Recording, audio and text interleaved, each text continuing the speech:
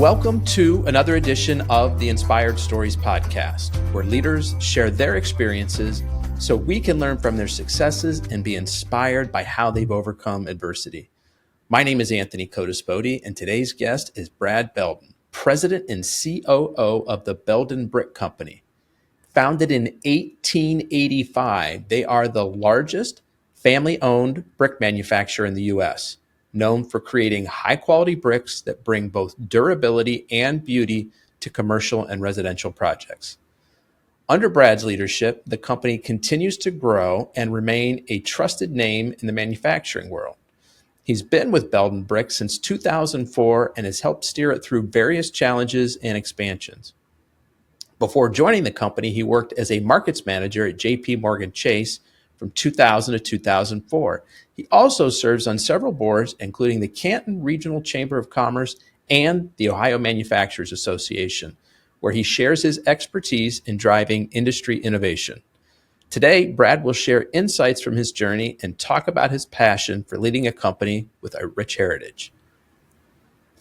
But before we get into all that good stuff, today's episode is brought to you by my company, Add Back Benefits Agency, where we offer very specific and unique employee benefits that are both great for your team and fiscally optimized for your bottom line.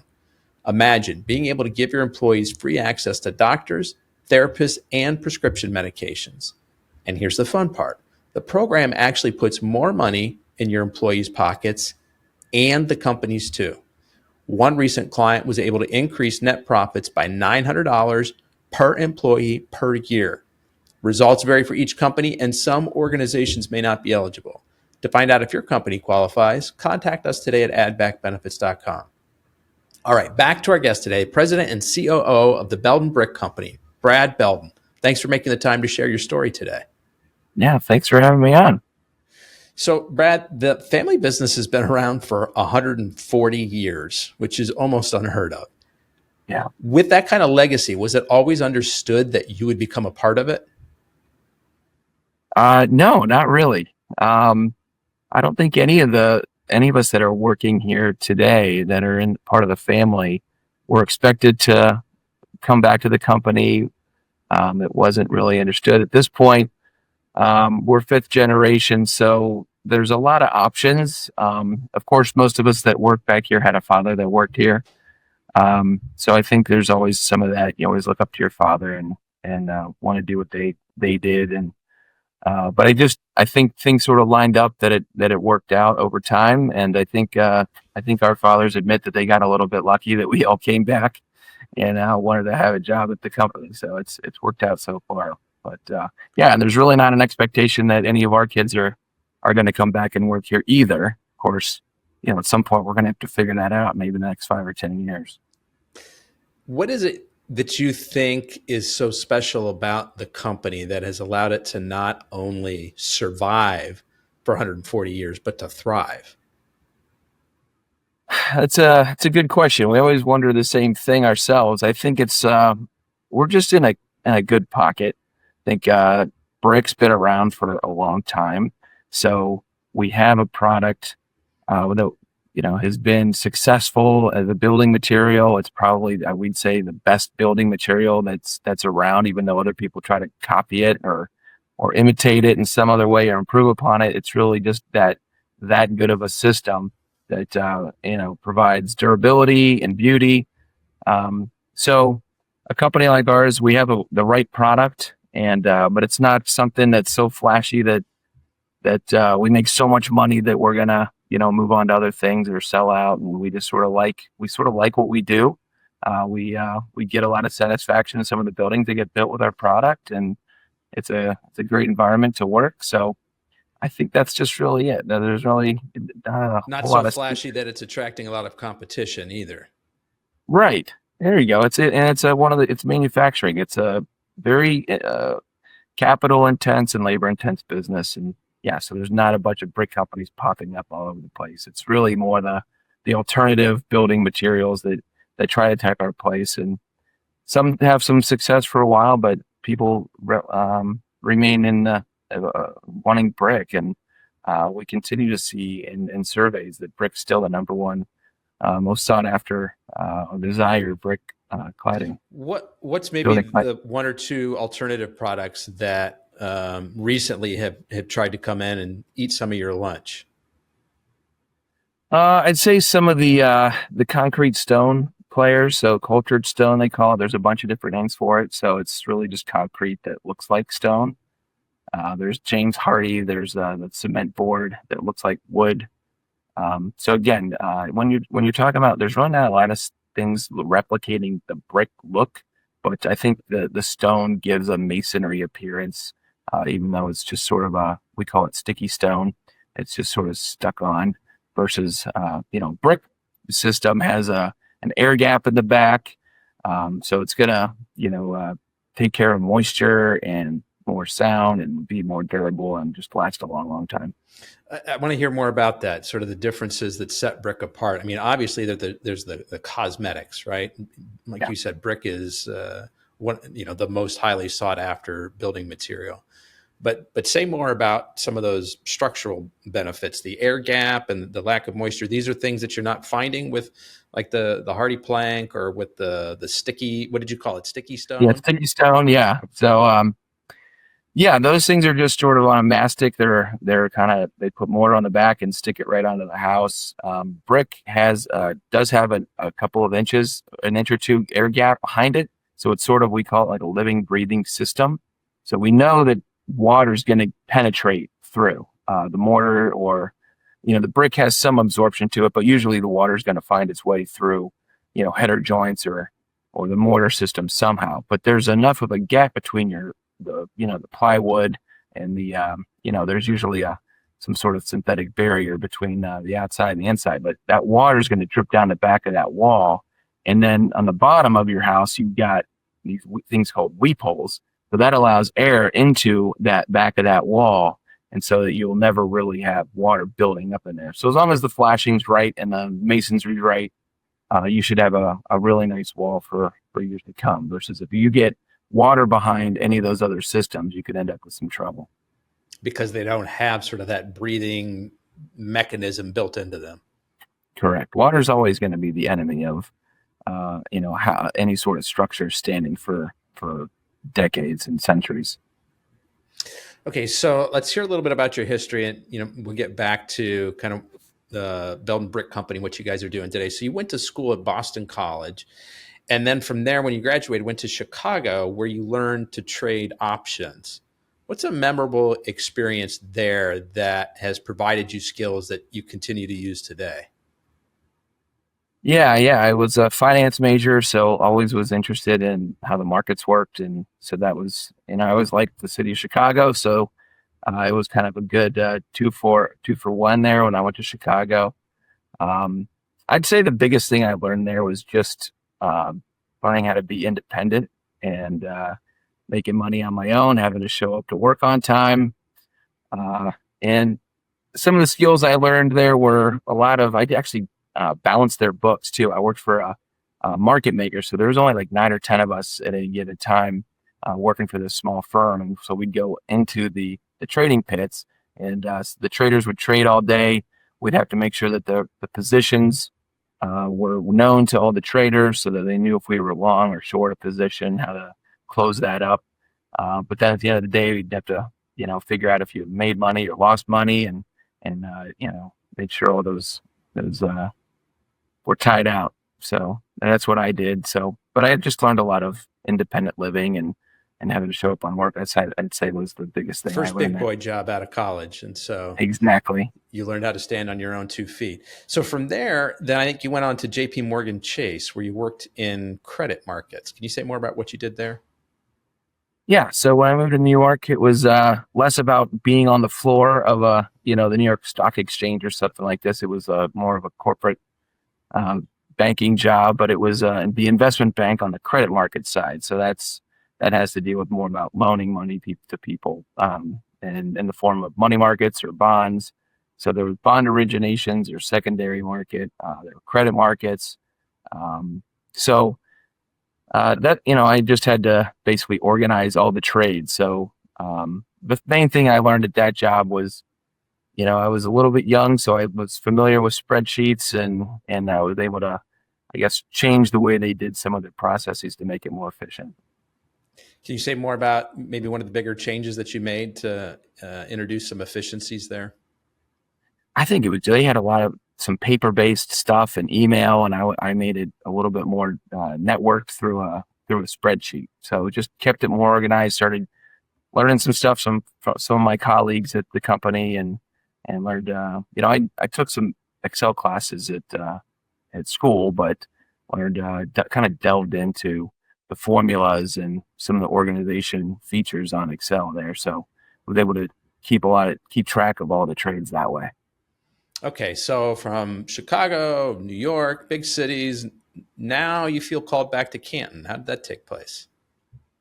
Yeah, so living in Chicago and New York in your 20s with no children, maybe a little bit easier to do than when you get a little bit older and have to start figuring out, okay, like as your career advances, do you want to stay in New York or Chicago or a bigger city? And can you afford to live in the city? Do you want to live in the city with younger children?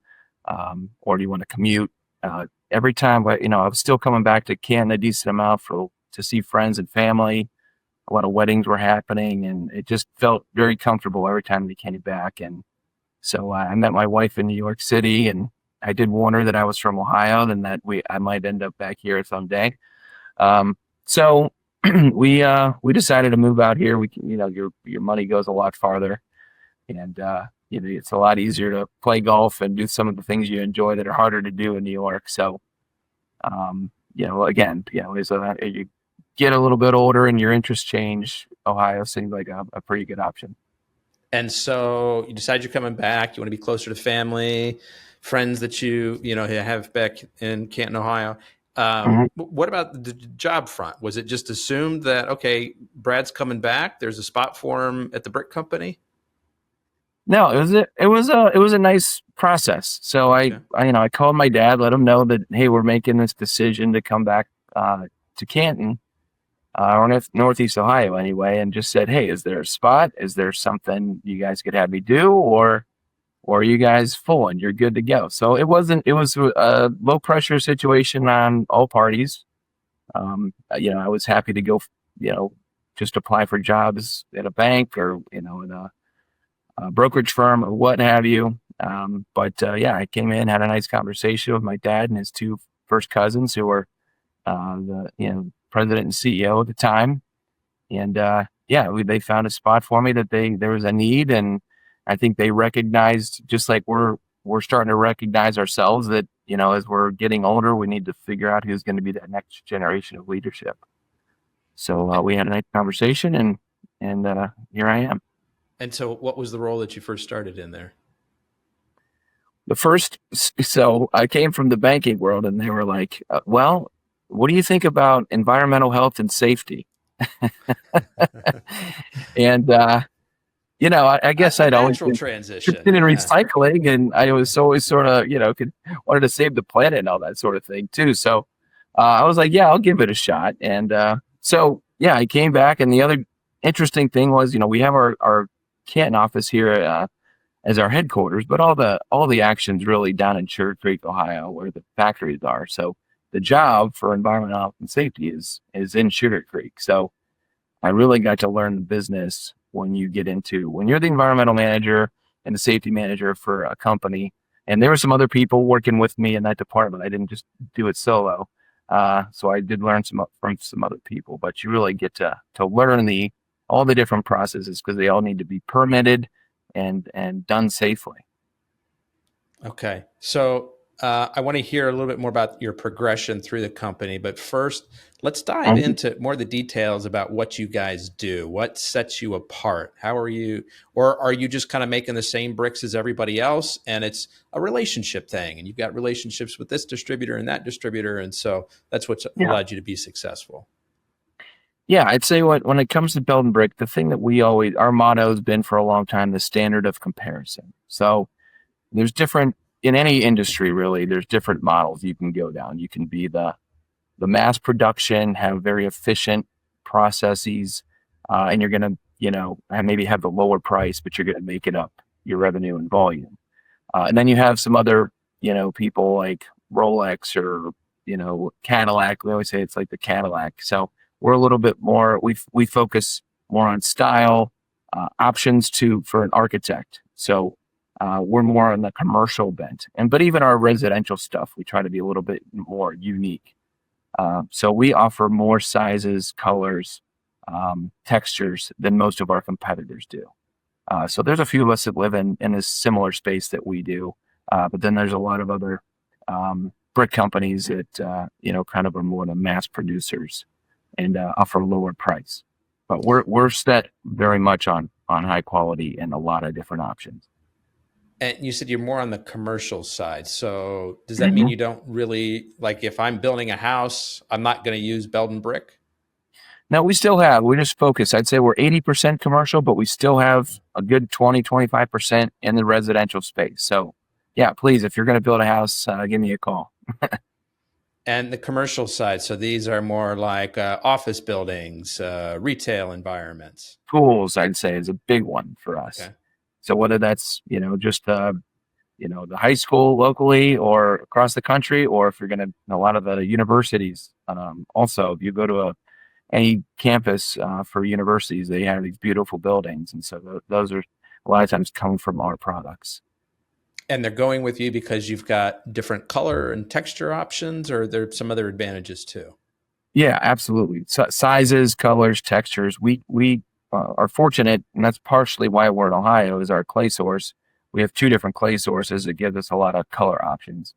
Of course, there's coatings and all sort of other things that we do as well. But so between our raw materials and some of the coating capabilities we have, we can offer a lot of different textures and colors. Then we do a lot of different sizes too. So some people like a long linear look. Sometimes they like sort of the more utility and bigger, bulkier. And then shapes. Shapes is another competitive advantage of ours. So if you want something that, moves or arches around your windows, just different design features, we do a lot of shapes. Sometimes they're mass produced, but a lot of times they're made by hand. And so some of those mass production companies don't really offer the same shapes that we do. And we'll do custom shapes. We're drawing those from, with an AutoCAD guy that's full time. You said that you have options that move. Did I hear that? If a wall isn't just maybe a box. So if your wall is maybe, you don't want it to be a 90-degree turn at the end of the wall. Maybe you want it to be a little bit more wavy or curved in a circular pattern, or maybe just a 135-degree turn, and we can make shapes that'll hit those corners. Gotcha. So it's not actually moving once it's in place. It's just Correct. You're able to move. It's a sense of movement, right, with your eye as you look across the wall. It's just you're not building a box anymore. You want to do something a little bit different. And I'm gonna guess, when you guys are making a lot of these specialty items, that the consistency, the color consistency, is really important too, which is probably why you lean a bit more towards the commercial side, because they're making this huge giant building and they want, the color pattern to be the same, not like have a new color. Like I had to replace the wood floors in my house, or like a portion of them. And it was really hard to like match up the boards, get the colors just right. Is it similar in the brick world? Absolutely. It's similar in the brick world. And so, in a lot of homes, there's fewer bricks, in a structure. So some of those more mass produced guys will do just great on a home. But if you wanted to build a stadium and you got 1 million brick, you want to make sure that looks the same. That first brick laid looks exactly like the 1,000,000th brick that's laid. So yeah, we've done a lot of stadiums in our day too. So like St. Louis Cardinal Stadium, University of Michigan, Notre Dame, Boston College Stadium are all Belden brick. Philadelphia Phillies. So I could keep going, but a lot of those larger structures, a lot of brick, select us as their supplier. Are we going to see you on the new Brown Stadium? Too soon. We're trying. We're hoping so. Yeah. Okay. We don't like these stadiums that don't use a lot of brick. So you guys have been, like over 100 years, over 100-year-old company. You guys have obviously had to kind of reinvent yourselves and continue to innovate over the years. And recently you've been automating plants, putting robots in. Tell me more about that. I mean, anytime a guy hears a story about robots, he wants to learn more. How are you guys putting robots in? Yeah. So we've, it's funny. When I first started in 2004, we had a new plant, called Plant 2 that was fully automated. It was the first time, and it's still the only plant we have that's automated front to back. So we don't have any what we call piece workers, which piece workers are employees that we have that are literally moving a brick from one place to another. This plant is all automated from front to back. Of course, that's no longer a new plant. That's a 25-year-old plant now.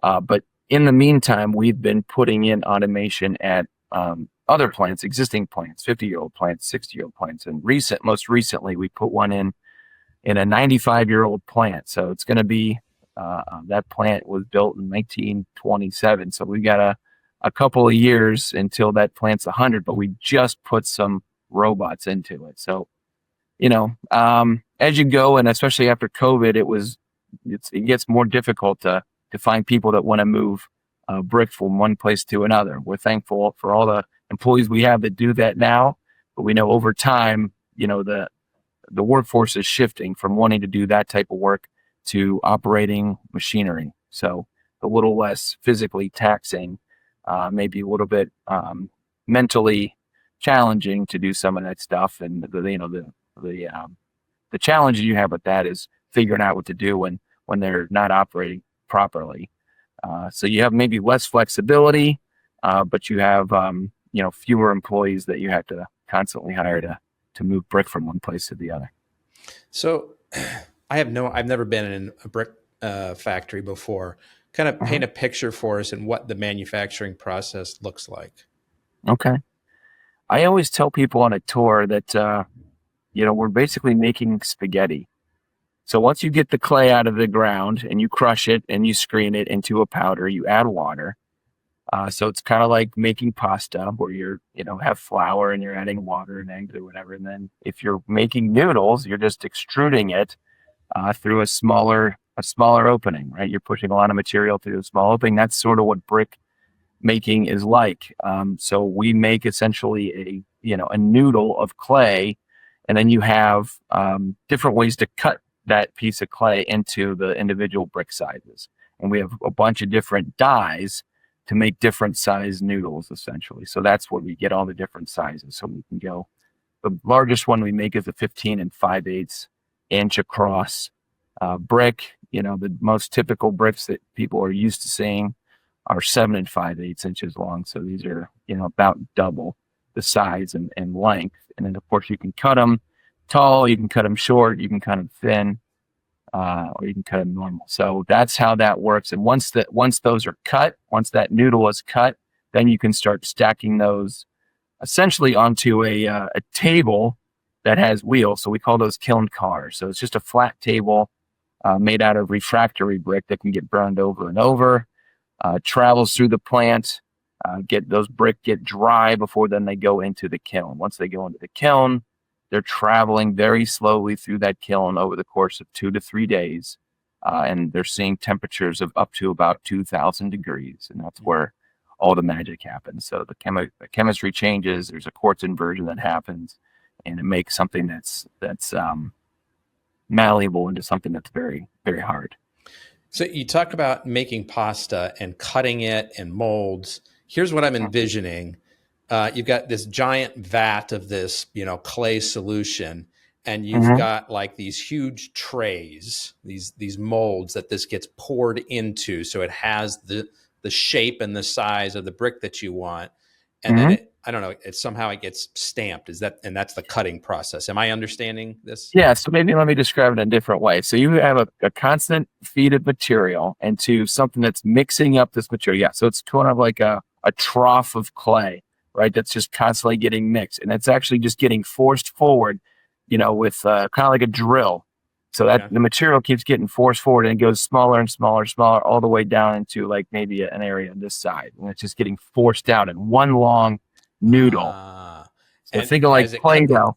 And then it gets cut at the end of that Yeah, so that noodle would just keep going. Then we have conveyor belts on the end of that to carry that away. So that if you made a conveyor belt a mile long, you could just extrude a noodle a mile long. Okay. If you had the clay and the conveyors to do it. But we end up cutting it and then start stacking them up. So that's obviously one way. gets cut before it goes into the kiln, and then it Yeah. goes through It gets cut almost right process? away after it comes out of that extruder. It gets cut right away, and then you start moving it around and start stacking it up. Okay. You mentioned, and so the parts that you guys are now creating the automation for, this is where maybe somebody took the kiln dried bricks and had to move them from one location to another, and now that's no longer the case, or even like moving those noodles people used to do manually. Yeah, so that noodle always would come out and get cut, and then we still have people that will grab those cut pieces and start stacking them up onto those tables. We still have that, but some of the automated plants don't. So they'll take those pieces that have been cut, and then you have robots that'll grab them and stack them up. So that's the main difference. Then, of course, you're right. After they're through the kiln and they're bricks now, but they're still stacked up, you need somebody to take them off and then put them onto a pallet or put them right into a machine that makes our packages to go to the market. And you mentioned, the automation is nice because fewer and fewer people want to do this kind of, heavy manual labor work anymore. But when the machines break down, now you've got a problem, right? Everything comes to a halt because your whole workflow has been built around these machines moving the materials. So are you guys turning the plants off every so often so that you can do regular maintenance, or what happens when a machine goes down? How do you guys bounce back? Yeah, so the way our factories work for the most part is the kilns are going 24/7 for years, if you can help it. I mean, every once in a while something happens to a kiln, you've got to shut it down and investigate. But we have kilns that have been on for years and they don't stop. So that's a 24/7 process. Making the brick is more of a regular shift. So like one shift, 5 days a week, and you're doing just working those 5 days, and you're building up enough kiln cars to feed that kiln all 24/7. But you can it's fast enough that you can do that in 5 days, working about 8 hours a day. Okay. But when a machine malfunctions and stops working, sometimes that's on the noodle making side, we call that the wet brick making side. And then sometimes it happens on the dry side or the packaging side.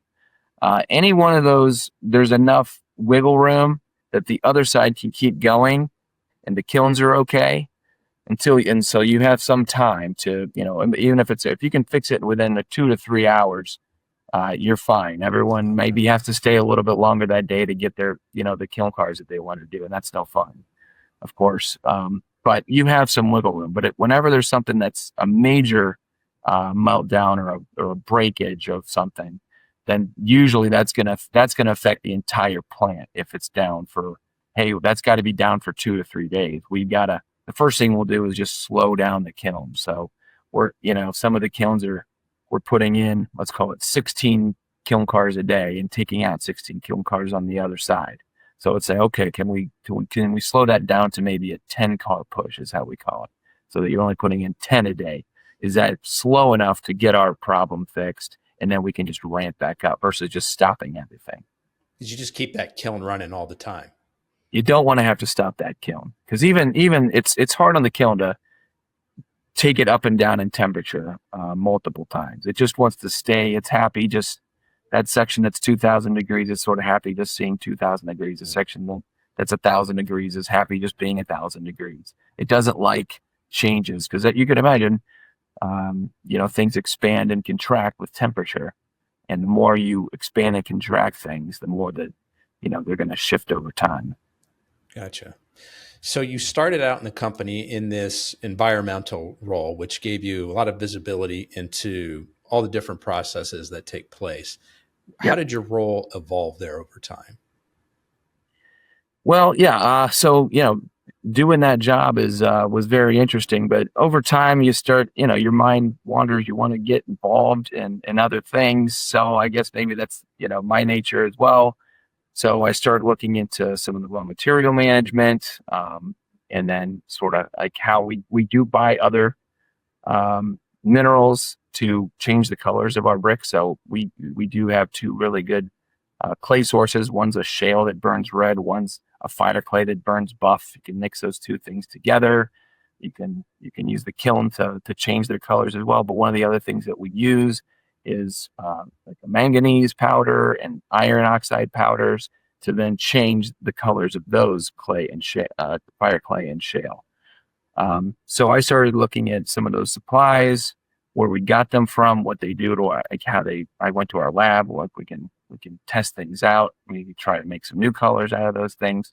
But one thing that ultimately happened was I started looking for alternative suppliers of those things as well. So the natural next place that they sort of looked at me and said, well, hey, maybe you should be also, working with our purchasing manager.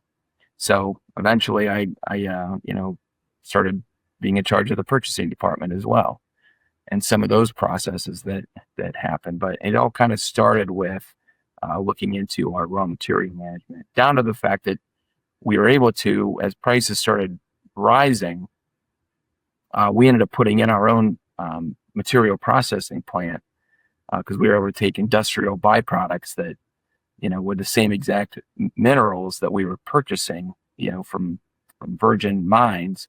And so we were able to get the same looks with industrial byproducts from companies. So waste products from other people who were just going to, I don't know, throw them away or dispose of them somehow. Yeah, exactly. Some people were there. Some of this stuff was going into landfills. Some other things were being recycled in different ways, but the raw materials were way less expensive because it was somebody else's, industrial byproduct. So and like, you guys didn't need it to be sort of that pure virgin source that you had been purchased. It didn't need to be sort of that clean. Correct. Yeah, for certain things. Some things we color's that important to us that people were even skeptical. You can imagine I'm walking in saying, hey, I'm going to use someone else's trash to make your brick now. And so some of the plant managers were looked at me sideways a little bit, but we made sure that we did it maybe in the lowest risk products at first, and then we kept expanding that. And so some things today still need that virgin raw material.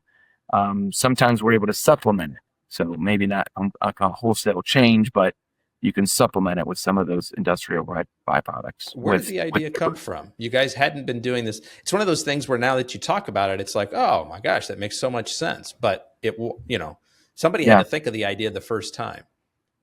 I don't know. I think it was just, you know what? Actually, you just triggered a memory. What I found out is one of the places that we were buying it from got it from an industrial byproduct.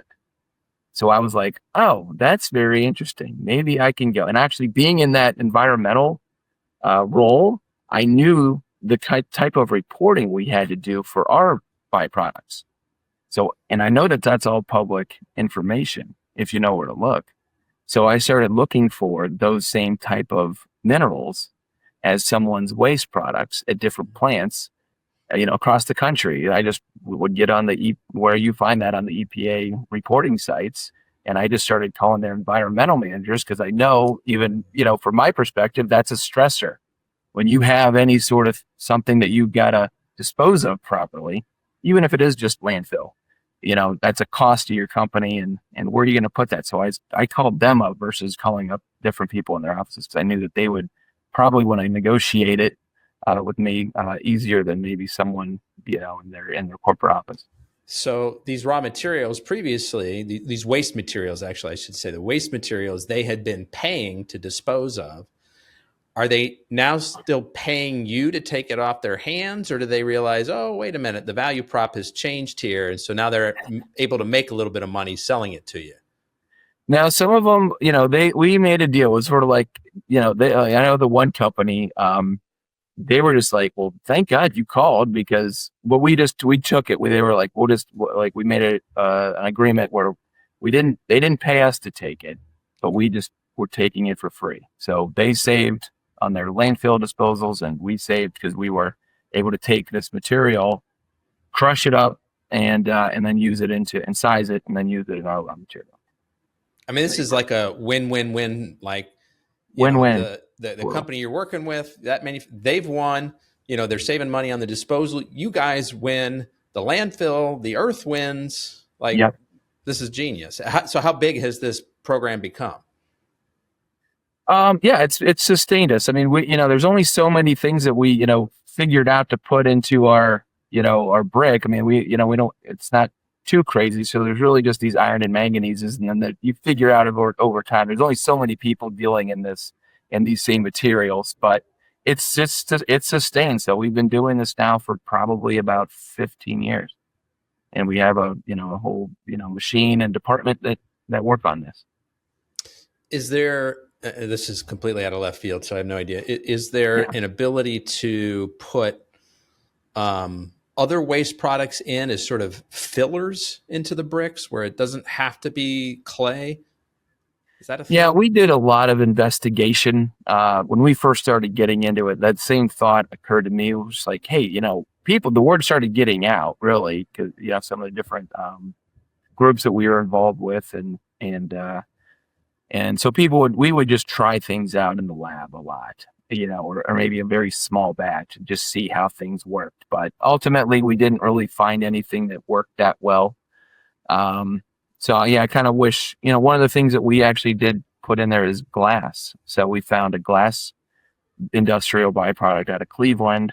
Of course, they now no longer make that in Cleveland, so we've got to truck it in from further away, which is not great. But glass, I guess the way you can, it's a flux, so it's almost like getting a free 50 or 100 degrees in your kiln. So, and we thought maybe it would be a little bit more widespread usage once we discovered it. But we found that it's most useful in a couple of, places in our process, and that's what we use it today. Does it change the appearance of the brick? It can. So you can either do one of two things. There's a couple different ways to use the glass. You can either burn it shorter amount of time. You can burn it at lower temperatures. And the other thing that it does is some of the products that we make, again, going back to some of the innovations that, our forefathers made to, make a little extra money, or it helped us survive in downtimes, is a chemical resistant brick. So this goes into like dairy processing plants, and it's like they need a very low absorbing material for their flooring, and brick is one of those choices for them. And so we need, what that glass does is if you burn at the same temperature at the same time, then your absorptions will get lower and lower. So it definitely helps us make sure we meet that specification. What's some new technology that is in process or coming that you're excited about? Well, one thing we just invested in, it's not quite ready to go, but it's in process, is a digital printer. So this is something that we're excited about. We've been using a lot more coatings as the architects in the market, you can call it. They get pickier and pickier about what kind of shades they have envisioned for a building. So we've been spray coating different things. So our natural raw materials and even the additives that we're using can make different grays, but hey, they want a cool gray. So now you have to spray things on. So now we literally will get Sherwin-Williams paint chips as like, hey, this is the color I want. When we're able to recreate those in our lab, and then and make those by printing onto the surface of the brick. Well, this is a spray booth, but now printing is the next level. That's the thing I'm excited about now. Okay. So this is just, it's like if you had a printer at your house and all it could do is like one color, the whole sheet of paper is going to be just that color, right? And it can change from this color to that color. Now we've got like essentially like an inkjet printer that we can print anything on there. We can print geometric shapes on there. I think that we can print your face on a brick if you want. And then these are minerals that we've used forever to coat bricks. So these are ceramic based materials that it's not like they scratch off or wear off. It's not like paint even. This is bonded to the brick. So it's just that it's putting these things in a very specific pattern, like your printer at home or at work. And so the thing that we're going to use this for immediately is again, we have a vast array of styles that we offer. One of the most difficult things that we have to do is making them the same every time. And because we have so many things, we don't get to focus on certain products over and over. We might only make them once a year. So you got to hit the right thing every time. And sometimes you're using different flashing technologies, which is just introducing extra natural gas, or you're drizzling in some materials in your kiln as it's happening. If we can get away from some of that, we think this printing technology is going to make us very consistent run to run. And even when you're doing that in your kiln, there's spillover. So even if you only want to make 10,000 bricks of that color, you really can't do that. You've got to make like 100,000 bricks in that color. And then sometimes there's spillover. And so you're maybe, ruining another 10,000 bricks behind that lot. So this will be very almost like a pinpointed thing where you can make 10,000 specifically, and they'll be hopefully, the idea is that they'll be the perfect color every time. So, I'm sure we're going to run into problems just like we do in everything else we do, but in general, we think this will be a big quality improvement. So if I'm understanding this correctly, up until now, to get a certain color brick, there's a lot of variables. It's the raw materials that go into it. It's the temperature that the kiln fires at, because all that sort of affects how these different raw materials and the chemistry kind of changes that affects the color output. Is that right? That's absolutely true. Okay. And so now that you've got this digital printer coming soon, you should be able to maybe use less expensive materials in the brick that maybe before, to get a certain color, you had to put more manganese, and maybe manganese is more expensive. And now you don't have to put that in. Obviously, you've got the added expense of now running the printer on top of it, though. And so do you see this? I'm sort of thinking this through in my mind. Is this like a cost savings measure for some of your clients, or is this probably more of like a premium upcharge? And now they've got the consistency of being able to get, and they can get it in smaller runs. Yeah, I think a little bit of both. I think it'll be a cost savings for certain material, for certain products that we think we can make more consistently and in smaller batches. But we also see it as a probably a premium upcharge because you want something very specific, and we're able to do that. Maybe you've got a building with a brick manufacturer, even if it's Belden brick, that we no longer can hit that style. Your building is from 1942. We can't make that color anymore. Those raw materials are gone. Those were burned in coal-fired beehive kilns. We can do something similar with today's technology, but if you want something that is hitting that exact color, then we can use this digital printing technology to get as close as we can. That's probably the closest thing that anyone would be able to do to match those old buildings, or come up with some sort of geometric pattern that some architect wants to do. So we see it as a little bit of both. Okay. And so is this digital printer going in at one location to start? You guys kind of get your feet wet with it, figure out how it works? Yes. It'll go into one location. We'll see to what degree. Again, that's the place where we're doing some of this flashing, old time flashing technology that is, it's hard to be consistent. We have too many times we have to remake those products for people because they don't come out of the kiln the right color the first time. So interesting. How about, are there any newer sustainability environmental concerns that have come about or that you think are coming around the corner in the last few years? Really, there's, carbon's probably been the big one. But that's been the conversation probably almost since I started. Environmentally, we've, I think, the brick industry's done a really good job of working with the EPA. There's some hazardous air pollutants that we have to deal with. And that there's what's called a MACT rule, which is maximum achievable control technology. So some of our plants have scrubbers. We have permits that work within that permitting structure. So we're in compliance there. Anything new up and coming would probably be more related to carton. But Okay. Where do you I see think that that there. going? If you had a crystal ball, how do you think that's going to unfold? Well, look, I think when you look at environmental compliance or just even environmental degradation over time, you can see that there's as much of a financial concern or benefit to reducing emissions as there is an environmental one, which is why I think you see a lot of emissions over time going down. So I mean, even when you look at just coal-fired power plants to moving into some of the more renewables or even just natural gas-based power plants, you see that financial incentive to do so. I know we've seen it over time as well. Like our newest plants are more fuel efficient than some of the older plants are.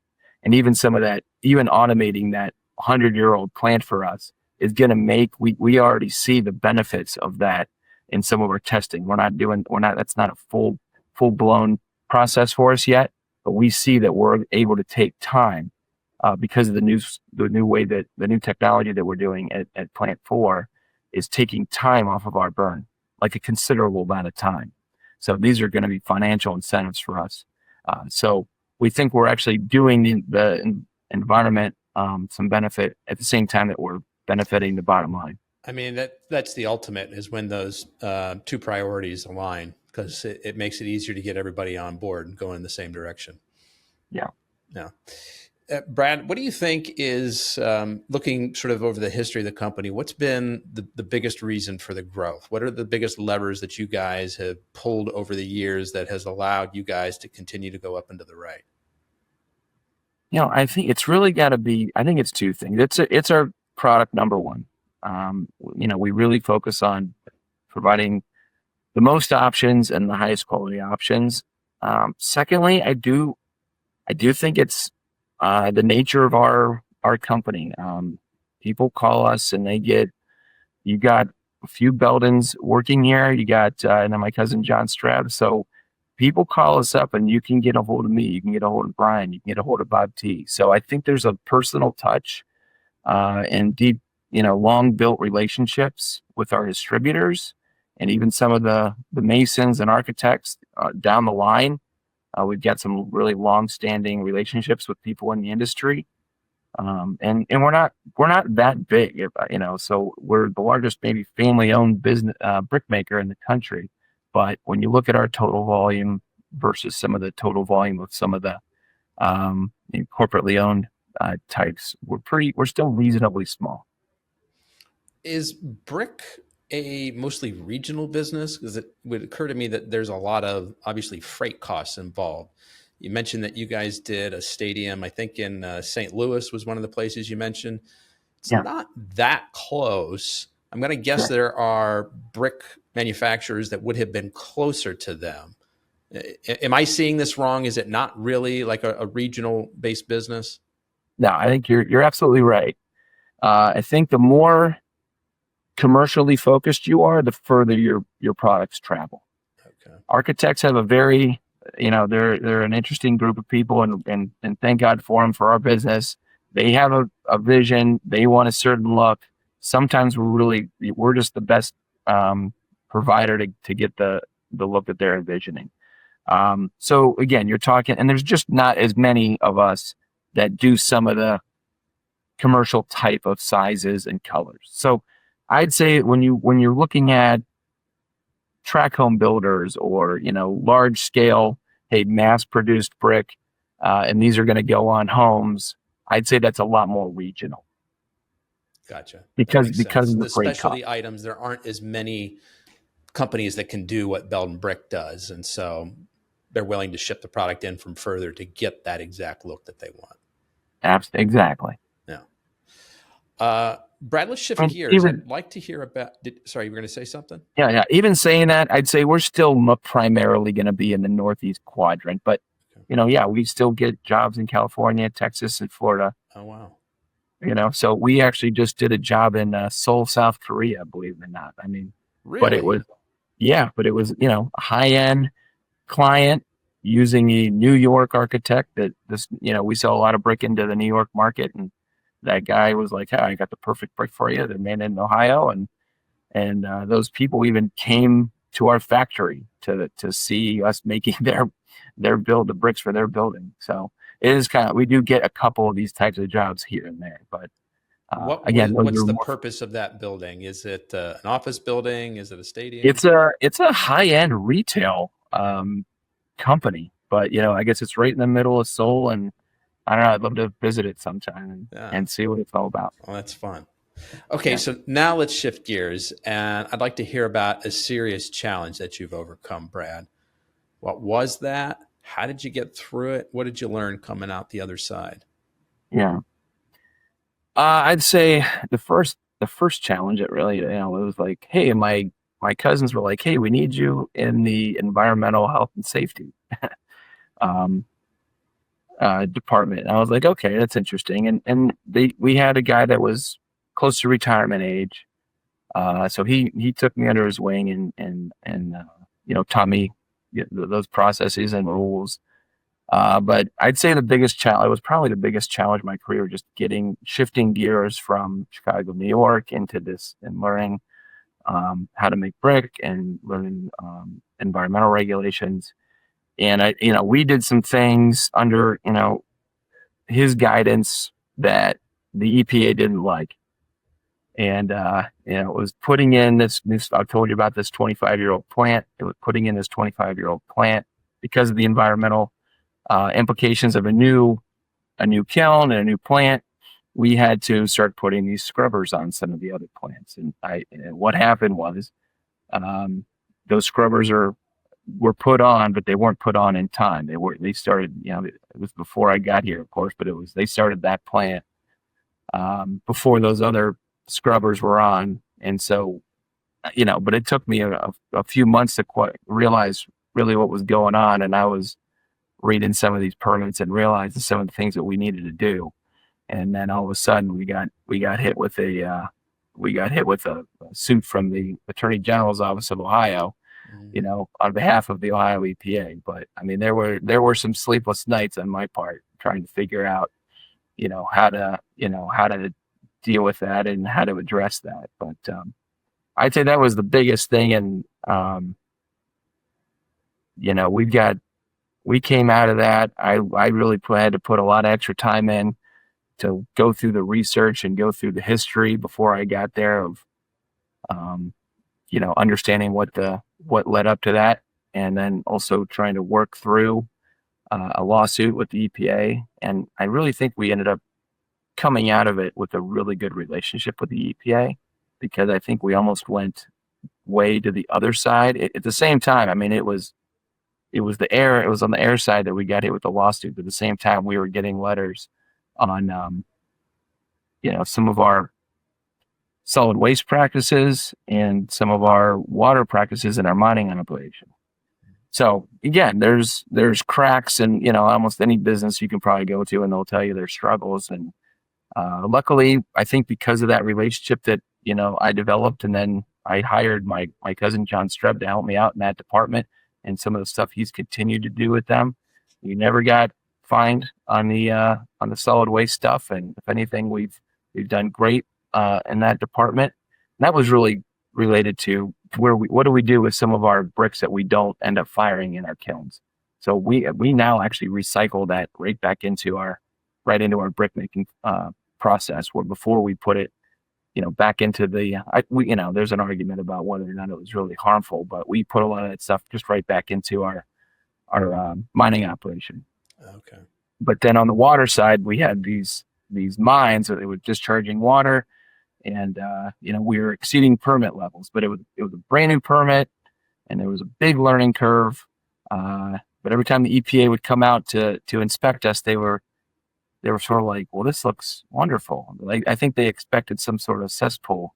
And when they come out there and they see, deer and beaver and wildlife and clear water coming out the other side, but we're just in a naturally occurring area, very low pH and high metals. But we spent a lot of money. We put in a lot of passive treatment systems. This means cattails and limestone pathways that extend the time that the water spends on our property before it gets discharged into the nearby streams, to the point now where the streams nearby would have exceeded these permit levels, if that makes sense. That's sort of some of the stuff you end up having to figure out. So even though we had these permit levels that we had to meet, the stream that we were discharging into just was on its own, without the naturally discharge, occurring, would have been over the levels. would have been way over the levels. So we were battling this. So that's the story we had to try to tell the EPA. Like, this water in this whole area is low pH and high metals.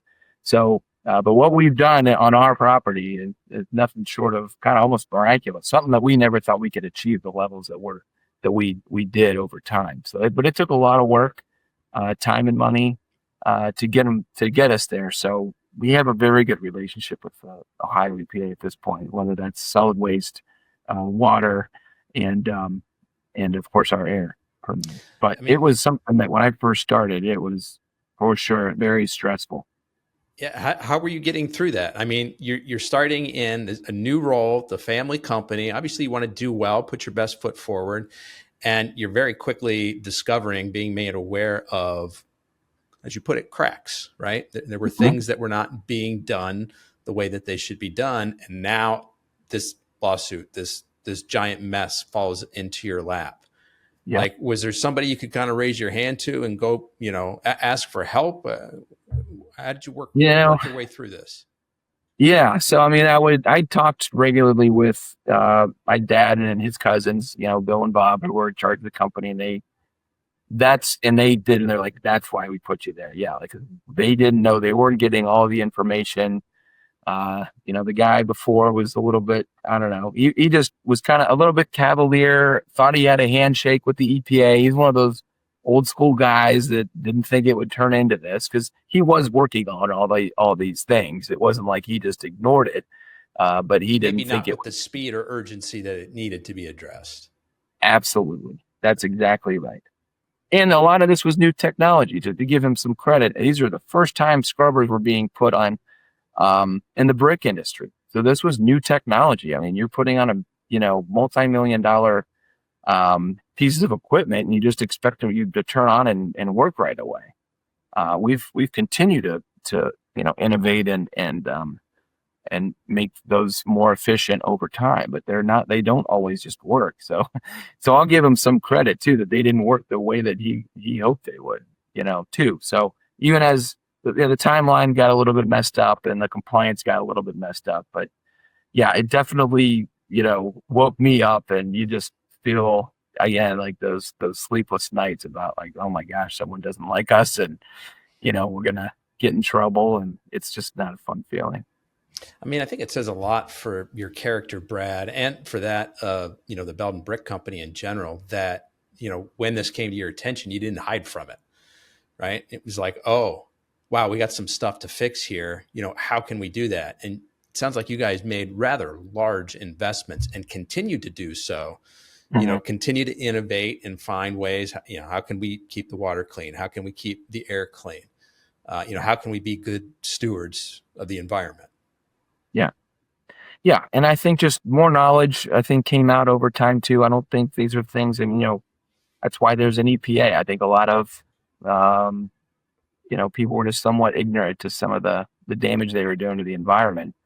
The water one in particular, we bought this property because it was an old coal strip mine, but there was still some fire clay on it. Well, those guys they like kind of raped and pillaged the land, but we were kind of left holding the bag. So it was just not a great situation, but we cleaned it up. And again, every time the EPA would see the numbers, they thought it was probably just sludge going into a creek, and they would come out again and then just sort of marvel at how beautiful the area was. And now we've got the numbers to go along with what it looks like. So those numbers kept coming down as, but it takes time to take root. That was the other thing we had to try to get the EPA to understand, is that you can't just flip a switch, and especially on, water compliance, it takes time for that vegetation to grow, and to build all those different things with using the limestone pathways and all that sort of thing. Yeah. Brad, what's your superpower? I don't think I have a superpower. I mean, if there's anything, I guess I feel like I do is I try to, hear people out, listen to their problems and help them, get them the resources they need to figure something out. So whether that's our customers with an issue, whether that's our employees with an issue. So I'd say it's just listening. Yeah. You guys have, a decent employee base. I'm going to guess several hundred employees based on, the size of your operation. How do you approach, and you mentioned before that it's harder and harder, especially post-COVID, to get people into some of these roles. How do you guys approach recruiting? How do you approach retention? What are some things you guys have tried and found that is working? Yeah, it's an interesting question. I'd say the environment's definitely different than when I first started. When I first started, it was a lot of families. There still are a lot of families, but I'd say it was like you almost had. They always say that you had to know somebody to get a job at Belden Brick. Now, the last few years, it's thankfully we're in a position now where it's not quite the turnover we had for the 2 to 3 years after COVID. That was sort of like warm, and we just needed warm bodies at that point. It felt like. You're turning over that same 50 people. So we'd hire 300 people to fill 50 jobs. Luckily, we had a very mature management team. Again, now that's something we're working on to maintain a sort of that second tier, like the managers in training. I'd say we probably lost some of those during those years. So we're trying to get that back. Some of the things that we've done, we offered attendance bonus was probably the most impactful thing. So that's basically a dollar an hour extra if you just come to work. Just come to work on time every day, and you'll make an extra. If you're working 40 hours a week, you'll make an extra $80 every 2 weeks. But and I think that is stuck. It's still amazing how many people can't seem to do that. When you look at the statistics, I mean, there's always going to be something that comes up for even our best employees over the course of the year. They might not get it for a pay check or two, but it's amazing how many people can't seem to get that. Like I'd say most of their paychecks. So that is something though that at least it incentivizes them. We're hoping it incentivizes them at the home too, where their wife and kids might say, you need to get to work so you can bring home the $80. That's one thing we do. We've offered this for a long time. We offer some education assistance. So especially if you're going to go back and learn something that's going to be applicable to your job here at Belden Brick, we do offer some financial incentive to go back to school.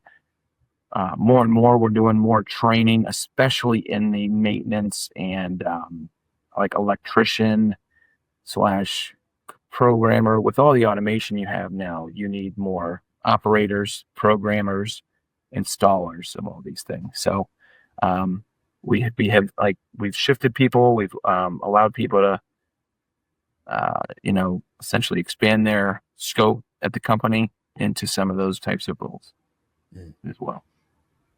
Brad, you spend quite a bit of time being involved with different industry and community boards. You're a busy guy running a pretty good sized company. Why do you give your time to some of these organizations? I think it's just been instilled in the Belden family and many other families in Canton, especially that you see over and over again. I think selfishly, there's a couple of boards I do learn a great deal amount from the other board members, and you get they're part of it's a trade association of some sort, whether that's on the mining side or the manufacturing side or just the brick industry side. Some of the local boards, it's about just keep building your community and giving back. We know here that we've been given a lot of great opportunities, and we want to make sure that we live in a community that's thriving. And, we don't always see that. So we want to make sure we can do what we can, even if it's, whether it's money or time, for sure. But I think it's a sense of pride for our community, a sense of empathy for those that are struggling. And we just, want to give back whenever we can. I like that. I just have one more question for you, Brad. But before I ask it, I want to do two things. First, everyone listening, I'll invite you to pause for just a second. Go to your podcast app. Go ahead and hit the follow or subscribe button there. It helps to make sure you continue to get more great interviews like we've had today with Brad Belden. And it helps other people find the show too. Brad, I also want to let people know the best way either to get in touch with you directly to follow your story or to get in touch with the company. What would that be? Well, our website is at www.beldenbrick.com. So hopefully that's easy to remember for your listeners. And then our Instagram is at Belden Brick Co. And we've got a great marketing person putting up content all the time. So hopefully if you can kind of geek out on brick stuff like we do. So if you want to find us or know where to buy our products, right on our website, there's a thing that says where to buy. There's a pretty good list of all of our products on there too, and a lot of photos. So yeah, that's one of the cool things about our product is you get to see them go on some very cool buildings, and there's a sense of satisfaction, after those buildings go up. So you can see what those products look like individually, and then of course how they look on a building as well. Okay, so beldenbrick.com and at Belden Brick Co. on Instagram. So last question for you, Brad. You and I reconnect 1 year from today, and you're celebrating something big. What is that big thing that you're celebrating a year from now? Oh, geez. I'd say it's probably, on the business-wise thing, one of the things that we haven't really talked about our distributors a whole lot. We've owned a couple of distributors. So again, we're the manufacturer. If you're going to buy our bricks, you don't really call us directly unless you live in Sugar Creek, Ohio, then you give us a call. But you call our distributors. We've owned one in New York, in Philadelphia, and Detroit. We wholly own, but we started this new venture a couple years ago with a competing brick manufacturer, but they're also a family-owned brick manufacturer out of Nebraska. But they do a lot of what we do. We're direct competitors, but we're very friendly. It's a kind of a great industry in that way that we're generally friendly with about everybody in the brick industry. But we decided to do a joint venture and then partner with some of our favorite brick salesmen across the country. So we've opened up a distributor in Indianapolis a few years ago, and they've done very well for us. And then we just recently opened up 2 more offices, so it's kind of been a big year for us. So we now have it's called Premier Brick Sales. Is that the name of that company? And we just started one in Chicago, and we just started one in Tampa, Florida. So I'm hoping in a year from now that we'll be celebrating some good years out of those folks. And so it's a partnership with this group in Nebraska in each of these locations, and you guys are jointly selling your competing products alongside of each other. Yeah. So even our New York office, one of the best things that they offer is our competitors. So we don't just sell Belden bricks out of it's called Belden Tri-State building materials in New York, but they sell a lot of our competitors. So it's actually kind of nice when I do go see my competitors. They also know that we do a pretty good job selling their products in the New York market. So again, it's somewhat incestuous, I guess, in the brick industry. We have other distributors in different parts of the country that are also our competitors. They own distribution as well. And so, it just depends on where you are in the country, but, we do sell each other's products. You don't want to have just that one product to sell a customer. So if you're talking to an architect in New York or Chicago, you want to be able to offer different things. And so having multiple lines, maybe not every line, but multiple lines at your distributor is a good thing. So we partnered up knowing, hey, if you got Belden brick and Endicott brick, you're gonna have a pretty successful distributor, and then hopefully we can get a few other lines and different, even competing type of materials or complementary building materials in those offices as well.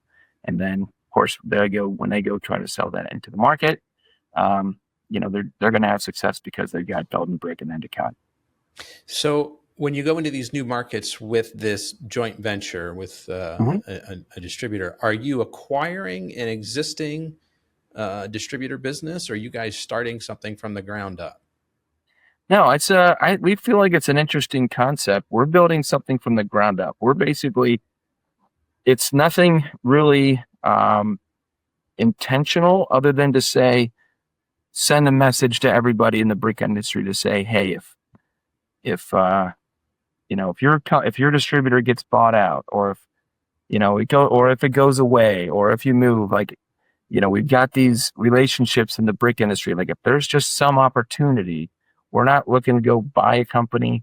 We're not looking to go take out one of our existing distributors in those markets. But if something would happen to them, and there's somebody, in that market that finds themselves out of a job or wanting to do something different, then they give us a call, and that's sort of what happened. We ended up with a couple of these so-called free agents in these markets, and we decided to invest with them. Interesting. Is it capital intensive to be a distributor, or is it more of a relationship thing? It's not like they're probably like stocking some samples to show people, but yeah, it's like the typical brickyard. So no, not nearly as capital intensive as being a brick manufacturer, for sure. But you do need, a showroom, some office space, and hopefully, most of them needs at least some yard. Helpful. Not all brick distributors have a big brickyard or a brickyard at all, but most do, and the successful ones do. So you do got to invest in some real estate and some office space. But other than that, it's mostly these relationship people. So they're really good salespeople. So I'm in Columbus, Ohio. Is Hamilton Parker considered a brickyard? Is this a distributor? Okay. And they're one of our distributors. Yep. So you picked the right one. Okay. they're the good ones. So yeah, if you're in Columbus, go to Hamilton Parker and you'll find some Belden brick there. They've been a long time partner of ours. So again, the people at Hamilton Parker don't have to worry. We're not looking to go, invade. You've got a good partner here in Columbus. This is more about where maybe you guys don't have as strong of a foothold. Correct. Yep. That's where you would look to expand with this concept. Yep, exactly. Okay. So who knows, over time things happen, but we had the one in Indiana, and we would talk about, well, is there anything else going on? And it was a very short conversation of like, no, everyone's pretty satisfied. And then with just a couple of opportunities came to us in the same year. So, so that's an interesting question. So in a year, I'm hoping that we're, clicking some champagne glasses with a year under our belt in those markets. Fun stuff. Well, Brad Belden from the Belden Brick Company in Canton, Ohio. I want to be the first to thank you for sharing both your time and your story with us today. I really appreciate it.